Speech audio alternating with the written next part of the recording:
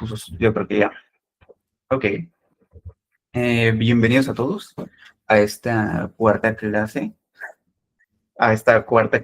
llamada Contextualismo Funcional, en una colaboración entre yo y Zipa. Les voy a explicar qué chotas es el contextualismo funcional y con qué se come, ¿no? Al chile, a mí me gusta hacer un montón, participar a la gente, pero pues también quiero saber quién estaría dispuesto a participar y si no, pues me lavo las manos. Entonces, pongan un emoji o algo así de que están dispuestos a participar, aunque sea, no sé, ok, ahí, ok, ok. Todos menos casualmente una persona, pero no me importa, la voy a poner a chambear también. Así que, ¿por qué no se cambia? ¿Sí se cambió también en la presentación? ¿O ya valió chusto? Ahora ya cambió. Ok, supongo que hay como que un delay. A ver.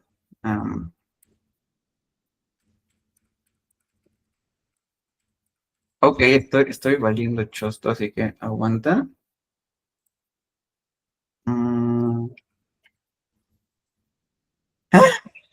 Ok, voy a tener que usarlo de otra manera.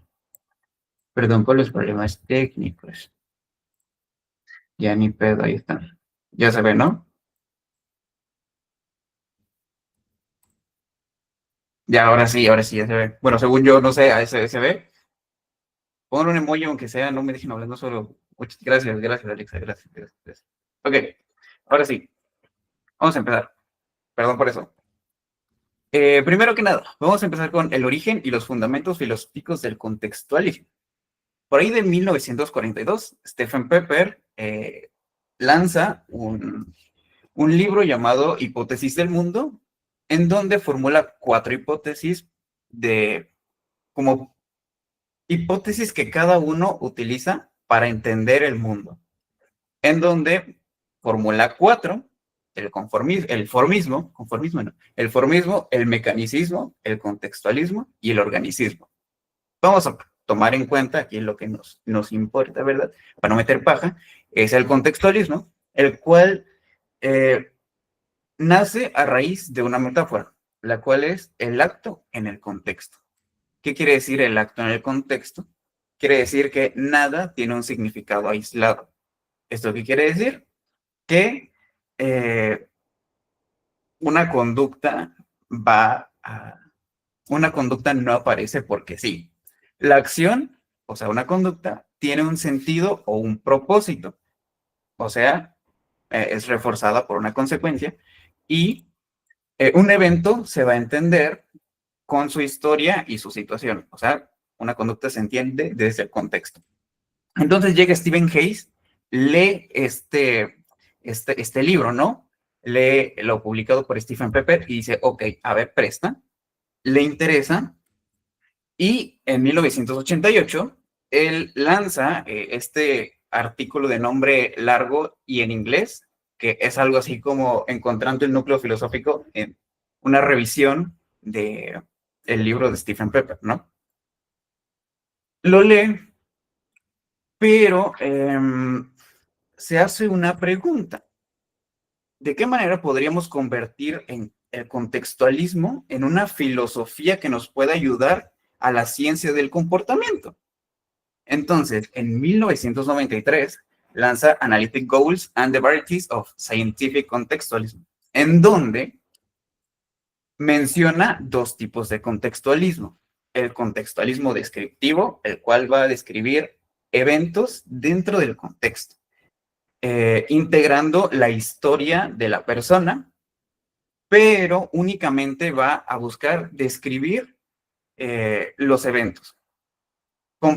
Puede llegar a comprender para qué sirve una conducta, pero se queda mucho en lo superficial. Como por ejemplo, la persona no quiere relacionarse con otra porque teme a ser lastimada. ¿Qué? Podríamos decir que tiene su sentido esta frase, pero no nos está explicando como tal por qué se está dando la conducta. Entonces, Hay se pregunta, ¿esto de qué forma me va a servir para intervenir? Por lo que él propone el contextualismo funcional, basándose en análisis de relaciones funcionales, tomando en cuenta los antecedentes y las consecuencias de la conducta, que es lo que la va a mantener o la va a reducir, para poder buscar la predicción, para a raíz de la predicción poder influir o intervenir en estas conductas. Un ejemplo de contextualismo funcional en una frase sería la persona, basándonos en el anterior, ¿ok? La persona evita relaciones, pues reduce su malestar ante recuerdos de violencia, reforzando la evitación a corto plazo. ¿Quedó claro el origen y fundamentos filosóficos del contextualismo?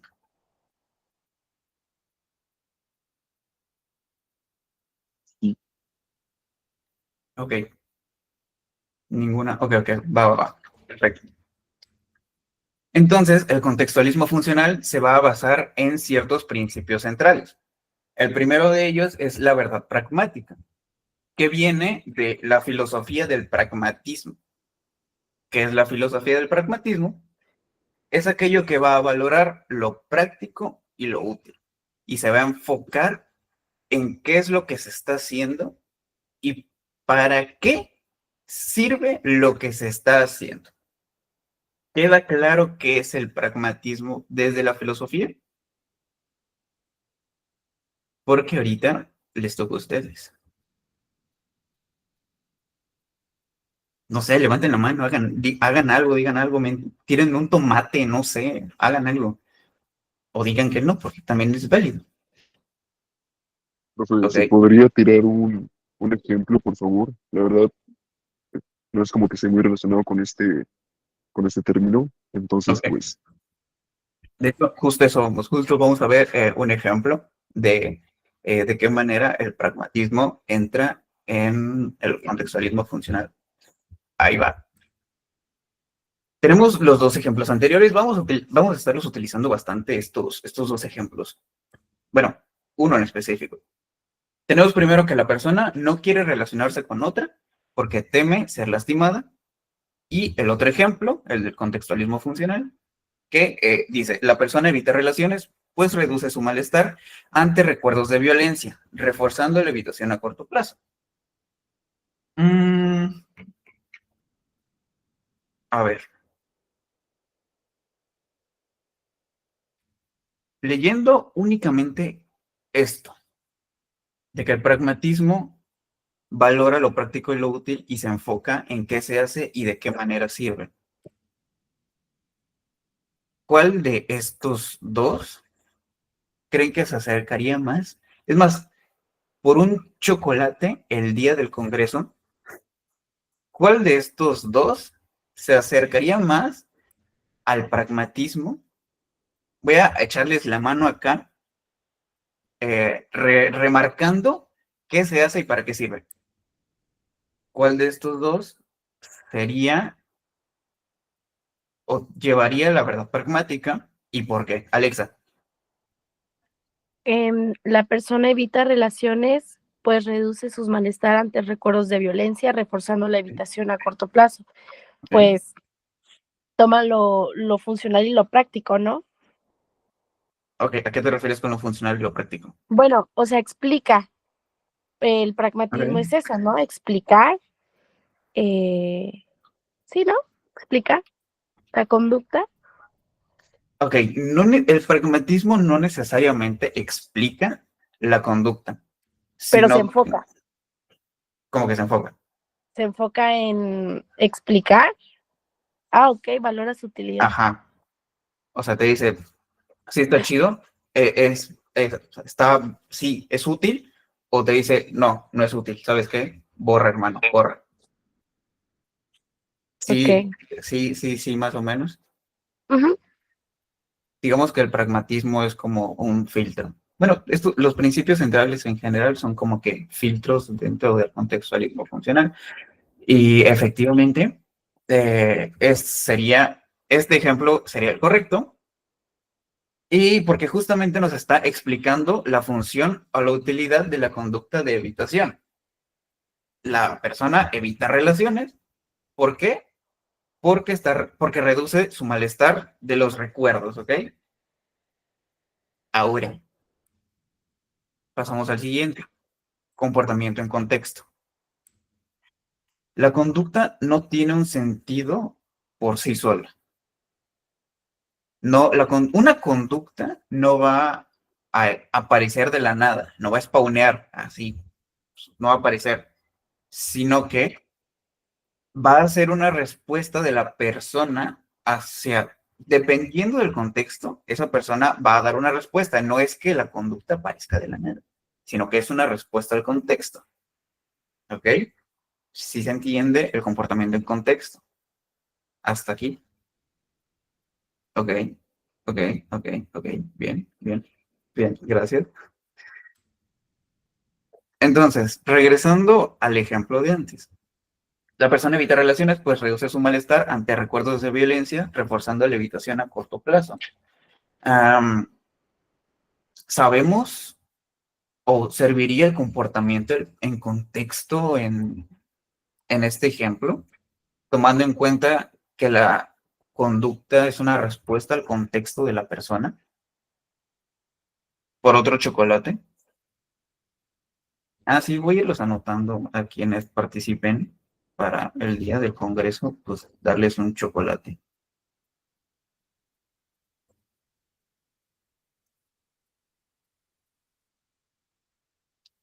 Bien. ¿Diana? Podría ser que tal vez antes tuvo alguna relación violenta y evitando a las personas o incluso amigos o familiares, es como una solución para él. Claro.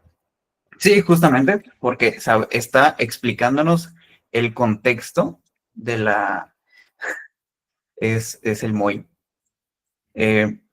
Nos está explicando el contexto de la conducta, tiene recuerdos de violencia, e inclusive por ahí podríamos saber en qué contextos se da, o sea, en qué contextos, bueno, en qué situaciones se da el comportamiento en contexto, que en este caso sería cada que la persona, o sea, no está dicho implícitamente como tal, pero, bueno, no está dicho explícitamente, creo que sería, pero podemos hacernos una idea de que cuando la persona está sintiendo como esta conexión interpersonal con otra persona, que sería pues una relación, es cuando se da la conducta de evitación. Eso es el comportamiento en contexto, saber en qué momento se va a dar una conducta.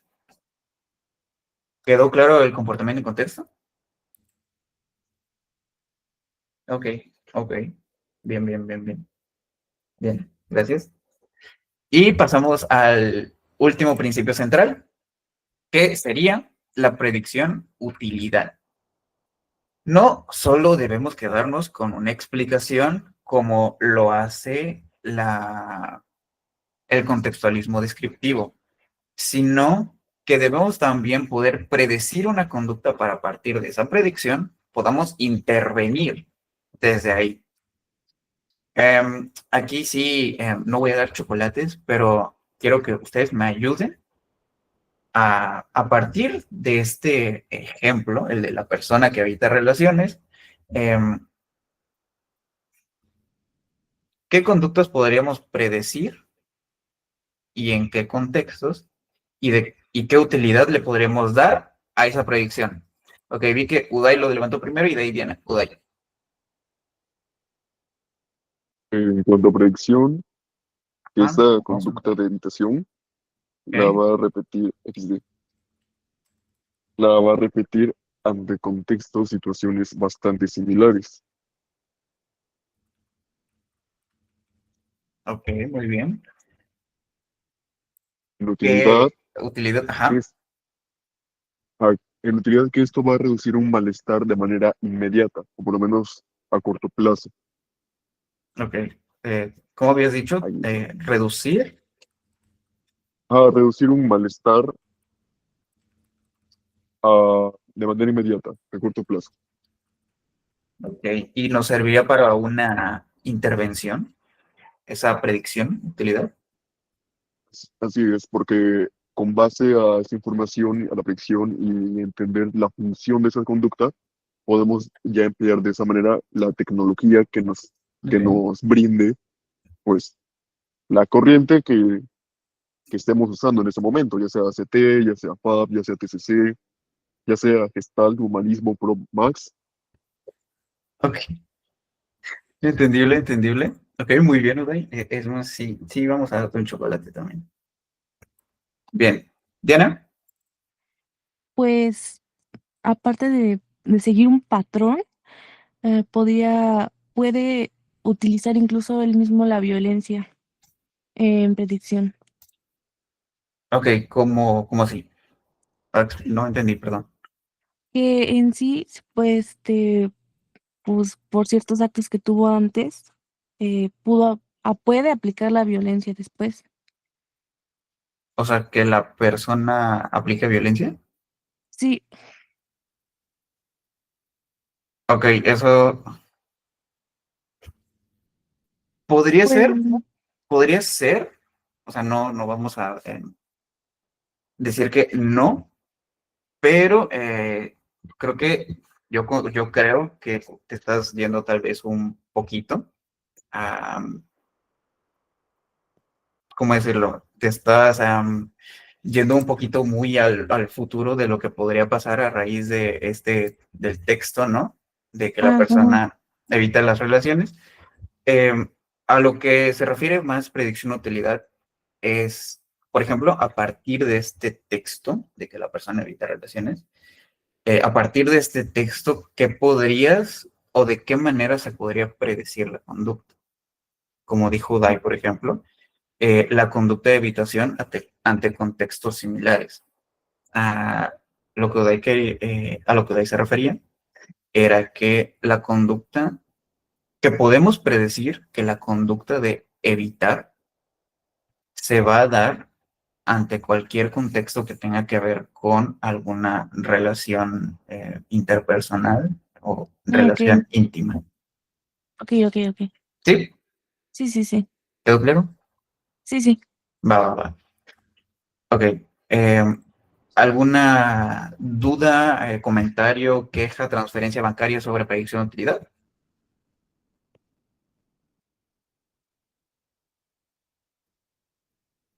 Va, pues. Proseguimos. Ahora, las diferencias entre el contextualismo funcional y el mentalismo. Comenzando con que el mentalismo siempre va a encontrar la causa dentro, dentro de la persona. Voy a usar bastante los ejemplos de la TCC porque, de la terapia cognitiva porque como que sé de eso, por alguna razón sé de la TCC, entonces me voy a permitir dar los ejemplos, como por ejemplo en la TCC o en la terapia cognitiva, la causa está en los pensamientos, en la mente de la persona y a raíz de eso va a realizar ciertas conductas, pero todo es a partir del pensamiento o de las creencias. Desde el contextualismo funcional, la causa no va a estar dentro de la persona, sino que va a ser la relación entre la persona con su contexto, o sea, la respuesta al contexto. Segundo, el mentalismo describe la conducta. En TCC, usualmente está esto de las distorsiones cognitivas y del lado de la terapia racional emotiva están los pensamientos irracionales. Entonces, desde el mentalismo o del dualismo, sería algo como esta persona está teniendo esta conducta porque tiene un pensamiento dicotómico, lo cual suena mm, lógico, entendible, pero no nos está, o sea, nos está describiendo la conducta, pero no nos está diciendo de qué forma le está funcionando a la persona dentro de su contexto, que es lo que busca el contextualismo funcional, analizar la conducta en relación a su contexto. ¿De qué manera la conducta está funcionando o qué es lo que está manteniendo la conducta a raíz del contexto? Tercero, en el mentalismo se busca comprender o describir procesos mentales. Ya, pues, más o menos lo mismo de los pensamientos.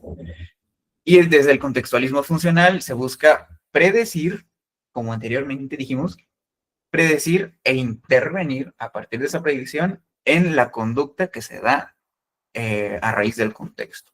No vamos a cambiar o modificar pensamientos como tal, sino de qué manera podemos, de qué manera sería, de qué manera funcionan esos pensamientos para la persona en su contexto. Ok, el cuarto, el mentalismo modifica procesos mentales. Tenemos a la terapia cognitiva con su reestructuración cognitiva, que se supone que a raíz de la reestructuración cognitiva, la persona como que va a cambiar también su comportamiento, lo cual, ajá. Y del lado del contextualismo funcional tenemos que vamos a modificar las funciones de la conducta con el contexto. Un ejemplo de esto sería, desde el lado del mentalismo, esto no es TCC, ¿verdad? Pero es un ejemplo. La persona se comporta así porque tiene una herida de abandono.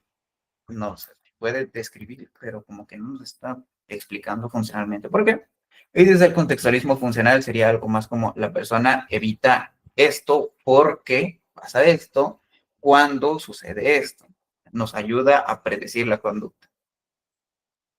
¿Dudas, críticas al mentalismo en cuanto a las diferencias entre el contextualismo funcional y el mentalismo?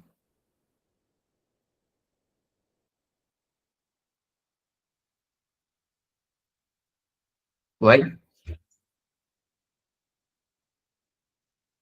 ¿Por qué en específico del ejemplo de mentalismo tiene una herida de abandono? Se relaciona directamente con el mentalismo, con una postura dualista. Porque, buena pregunta, me tambaleé. Porque estamos hablando de que hay, ¿cómo te lo digo? Hay algo interno. O sea, ¿dónde está el abandono? Eh, ¿Dónde está ajá, jefe, director, Dios? Pues, bueno, siguiendo esa misma narrativa, me gustaría explicarla, ¿no? Dale. Bueno, toma en cuenta que, o sea, a nivel físico, por ejemplo, tú dónde ubicarías entonces una herida de abandono. En caso de que tú la puedas ubicar, no estarías hablando entonces de una herida de abandono, estarías hablando de una herida física, ¿sí? Que podría ser quizás producto de una disputa por abandono. ¿Me explico? En cambio, si hablamos de una herida de abandono, pues ahí ya implica que hay algo extra, algo doble, si lo podemos decir así, algo dualista. Y comúnmente cuando hablamos de ese tipo de conceptos es porque hacemos referencia al alma o algo interno o a lo mental. Y comúnmente este tipo de narrativas siempre apuntan a lo del niño interior. Entonces, bueno, va más o menos encaminado, por eso es dualista. Chamoya del Rescate también se ganó acá un chocolate, ¿no? También condicionamos al director. ¿Pues ahí quedó claro? ¿Crítica constructiva o algo? Todo muy claro. Gracias, profe Juan y profe Chamoyada. Chaqueta. Ok, pasemos al siguiente. Ok, ahora ya tiramos mucha caca, ¿no? Ahora vamos a ver la relación, por qué se quieren mucho el contextualismo funcional y el conductismo radical. Ambos rechazan el mentalismo, ambos no dicen que hay algo interno, sino que, ya lo vimos anteriormente, está la conducta observable y también la conducta encubierta, pero no como tal son parte del contexto de la conducta de la persona. No hay algo más interno como un niño interior. Las consecuencias son lo que mantienen una conducta y lo que nos va a ayudar a predecir e intervenir en la conducta. Y también las consecuencias van a ser lo que pueden castigar o eliminar una conducta. Y la conducta es tomada como un evento natural. ¿Qué sería un evento natural? Aparece dentro de un contexto que, pues, básicamente, como lo digo, es un evento natural porque va a aparecer dentro de un contexto que va a sonar muy redundante, no, pero es un contexto natural, es un contexto establecido para la persona. ¿Qué pedo? ¿Qué pasó? Ahí está. Es un contexto establecido para la persona. Entonces lo vamos a tomar como un evento natural. Bueno, antes de pasar al siguiente. Hablé un poquito de la relación entre ambos porque más adelante voy a retomar un poco más las terapias de tercera generación que están basadas en conductismo radical y hablo un poquito más acerca de la relación entre el contextualismo funcional y el conductismo radical. Por eso es que no hablé tanto aquí de la relación entre ellos dos. Ahora, la conducta verbal como un fenómeno contextual. Vamos a tomar en cuenta que el hablar, pensar o sentir una emoción no es un evento aislado o mental, sino que son conductas que van a cumplir una función dentro de un contexto. Por ejemplo, Skinner decía que el lenguaje está moldeado por las consecuencias sociales. No se van a explicar por alguna cosa interna como la mente, sino que cada verbalización va a tener un uso y va a tener una consecuencia que justamente va a reforzar el hecho de que se utilicen ciertas o todas las verbalizaciones. Por ejemplo, en TCC, toda verbalización, bueno, la gran mayoría de las verbalizaciones se pueden tomar como pensamientos automáticos, creencias secundarias o creencias centrales. Y se toman como eso, no como parte de, como tal, de una conducta por consecuencia social, sino se toman como un proceso más interno. Y a raíz de eso se interviene, pero no se interviene directamente en la relación que tiene este con el contexto. Y es lo que el contextualismo funcional busca, que también se toma en cuenta dentro del contexto. Ahora sí, los aportes que ha tenido el contextualismo a las terapias conductuales contemporáneas o a las terapias de tercera generación. Primero, el contextualismo llegó para decir, está chido que, pues, las causas, ¿no? Pues sí, gracias por decirme la causa de una conducta, pero no me estás explicando cuál es la función de esa conducta, así que mejor vamos a explicarla por la función. Entonces, el contextualismo funcional, digamos, toma la TCC o toma este dualismo, básicamente toma la TCC y la mejora, ¿no? Digámoslo así. Las técnicas se van a aplicar en función de la utilidad clínica, no por una coherencia teórica. El otro día, hace como 2 semanas realmente, vi un reel creo que era de Lidia, vayan a seguirla, que decía que el conductismo era ecléctico en la práctica. Y si eso lo escuchaba yo hace como, no sé, un año, yo probablemente explotaba. Porque cuando llegué al servicio, les voy a contar una anécdota. Cuando yo llegué a mi servicio social, estaba haciendo servicio social en una clínica del IMSS. Cuando yo llegué a mi servicio, la psicóloga me dijo que era TCC, pero usualmente llegan personas, al ser al ser primer nivel de atención, no llegan cosas tan graves, digamos. Usualmente son gente que acaba de perder a un familiar. Entonces, la psicóloga siempre usaba la técnica de la escritura, de que la persona le escribiera una carta a esa persona. Y yo decía, what the fuck, como que no entiendo dónde está lo cognitivo conductual ahí. Pero después, ya entrando un poco más a esto de que el conductismo, después entendí que por qué decían que el conductismo era ecléctico en la práctica, porque entendí el por qué, cuál era la función de la técnica que estaba aplicando. Usualmente las personas al tener una pérdida lo que hacen es como que evitar completamente el malestar que les genera pensar en esa persona. Entonces, lo que hacía, no sé si la psicóloga realmente sabe el por qué, pero es útil porque justamente estás exponiendo a la persona al malestar que le genera el pensar, el recordar a su familiar fallecido. Entonces ahí fue donde entendí, igual la psicóloga ni lo sabe y nada más como que funciona, ok, lo mando.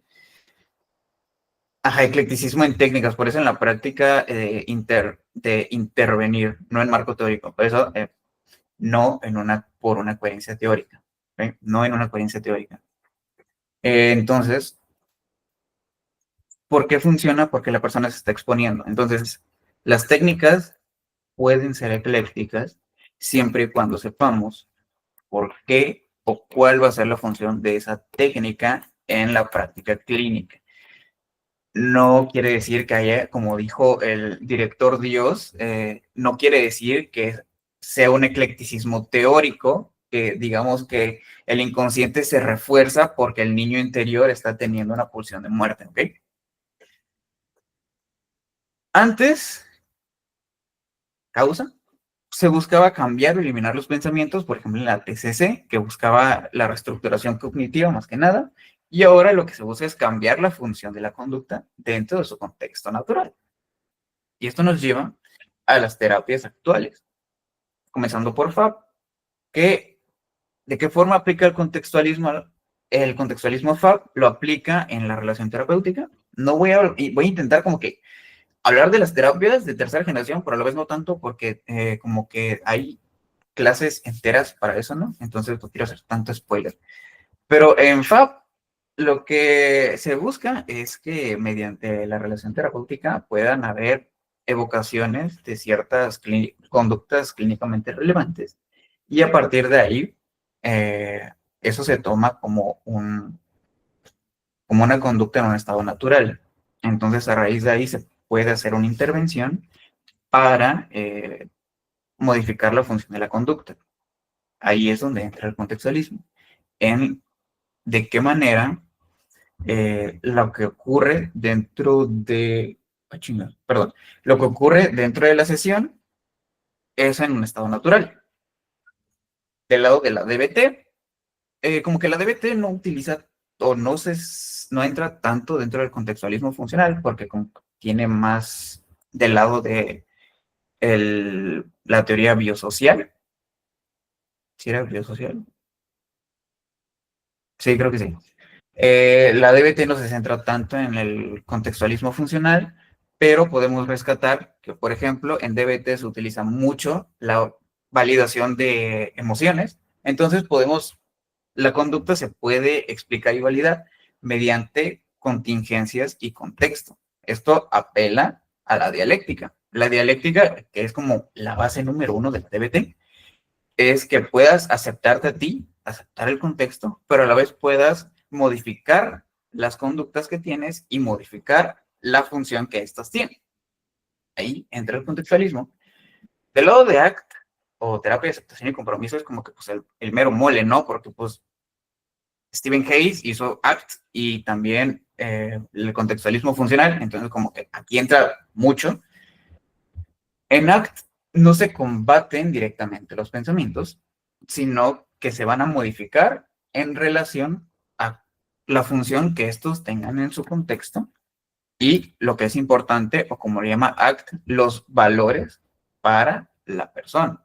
Aquí no vamos a hacer nada con los pensamientos directamente, o podemos aplicando lo que se llama difusión cognitiva, que es exponerte estos pensamientos para que puedas actuar mediante lo que es importante para ti. Una terapia poco hablada, diría yo, que es la terapia de activación conductual, que no sé si se sepa aquí cuál es la terapia de activación conductual, o si alguien no sabe cuál es la terapia de activación conductual, porque realmente yo no lo he escuchado casi nada.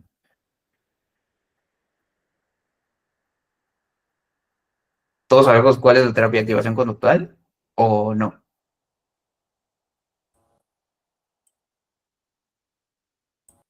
Yo sí. ¿Qué pasó aquí? Ok. ¿Alguien no sabe? Ok, Alexa, no sabes qué es la terapia de activación conductual. Ok, no pasa nada. La terapia de activación conductual se utiliza más que nada en población con estado de ánimo bajo o también conocida como depresión. Lo que busca la terapia de activación conductual es que, pues usualmente, cuando tienes un estado de ánimo bajo, por no decir depresión, cuando tienes estado de ánimo bajo, no dejas de realizar cosas que eran satisfactorias para ti, o dejas de realizar ciertas actividades. Ajá, muévase, póngase a barrer, ¿no? Entonces, la terapia de activación conductual es justamente, usualmente se espera, ¿no? Que llegue, estar sentado y esperar a que llegue la motivación para hacer algo. Entonces, la terapia de activación conductual te dice, nunca te va a llegar, así que ponte a chambear. Y por eso es que es tan útil para contextos depresivos, para situaciones de estado de ánimo bajo. Usualmente en terapia de activación conductual se empieza primero con cosas que le han funcionado a la persona antes, como si la persona ha dejado de hacer, no sé, alguna actividad gratificante, algún hobby, como tiene un estado de ánimo bajo, lo más rápido sería que hiciera eso que ya sabemos que funciona. Ya después podemos ir jerarquizando cierto tipo de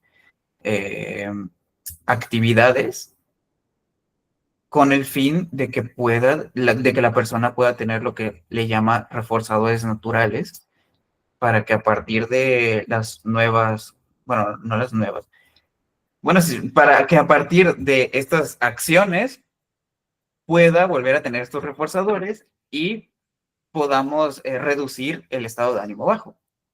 Creo que, no sé si se entendió qué es la terapia de activación conductual. Es como que una terapia muy rápida. ¿Ya? Sí, ok.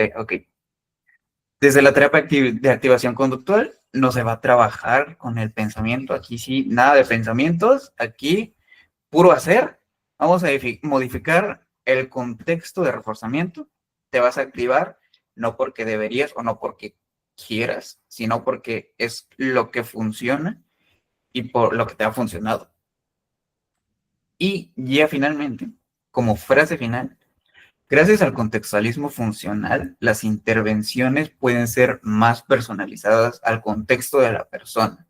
Ha transformado las psicoterapias en una ciencia orientada a la utilidad, a la función de conductas, a la flexibilidad psicológica y a un cambio contextual hasta donde se puede, más que al control de un síntoma o un diagnóstico, más que eliminar un síntoma, más que ver este lado enfermo, lo vemos desde un lado más funcional, para poder intervenir desde ahí y desde lo que puede funcionar.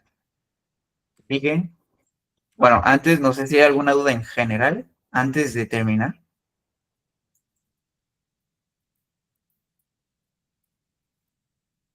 Esta ya es más personal. De Okay. los modelos terapéuticos de tercera generación, contextuales de los que explicaste ahorita, Ajá. ¿cuál es para ti tu preferido? Ok. eh, Depende del día, realmente, porque a mí la terapia de activación conductual se me hace muy buena, pero como que últimamente le he estado yendo más a la DBT por cuestiones de mi servicio. Entonces, como que primero era la terapia de activación conductual, pero digamos que ahorita, en este preciso momento, sería la DBT. Igual y después termino siendo, no sé, psicoanalista, ¿no? Pero, bueno, no es cierto. Termino siendo, no sé, ACT. Pero en este momento, mi favorita es la DBT, porque me llama mucha atención las estrategias de regulación emocional y eso. Respondí tu pregunta.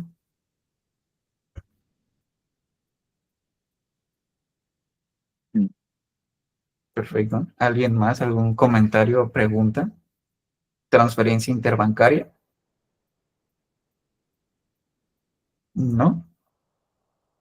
Para dar por finalizada la clase del día de hoy. Y antes de que a alguien se le ocurra tirar un tomate, yo me tiro cosas antes de. Yo soy el primero en tirarme caca. Así que lo que ustedes me tiren ahorita no me importa. Yo ya estoy lastimado. Fin.